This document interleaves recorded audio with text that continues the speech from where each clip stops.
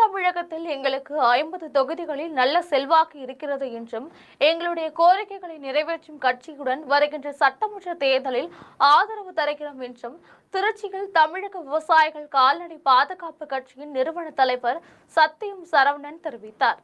தமிழக விவசாயிகள் கால்நடை பாதுகாப்பு கட்சியின் நிறுவன தலைவர் சத்தியம் சரவணன் திருச்சியில் செய்தியாளர்களை சந்தித்து பேசினார்.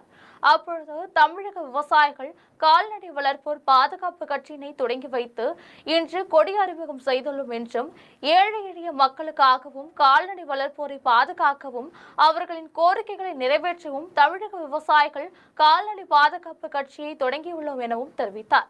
மேலும் தமிழக அரசு ஆடு வளர்ப்போம் நலவாரியம் அமைக்க வேண்டும், வனத்துறைகள் ஆடு மேய்க்க பழகியபட்டி பாஸ் முறையை அமல்படுத்த வேண்டும், கோழிக்கறிக்கு தமிழகம் முழுவதும் எவ்வாறு ஒரே விலை நிர்ணயம் செய்யப்பட உள்ளதோ அதே போன்று ஆட்டுக்கறிக்கும் ஒரே விலை நிர்ணயம் செய்ய வேண்டும் எனவும் தமிழகம் முழுவதும் பனைமரத்திலிருந்து கல்லிறக்க அனுமதி அளிக்க வேண்டும் எனவும் வலியுறுத்தினார். போன்ற கோரிக்கைகளை நாங்கள் முன்வைக்கிறோம்.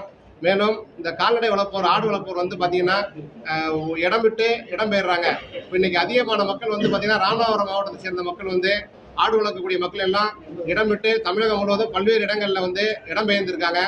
அவர்களுக்கு பாதுகாக்கும் விதமாக திருடர்கள் மற்ற பல்வேறு சூழ்நிலையில் அவங்க பாதிக்கப்படுறாங்க. இதனால் காட்டுக்குள்ள தனியாக வசிக்கிறாங்க.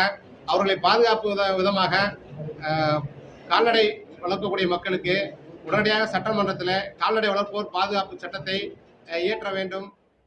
கன்னியாகுமரி மாவட்டத்தில் புத்தாண்டு கொண்டாட்டத்திற்கு காவல்துறை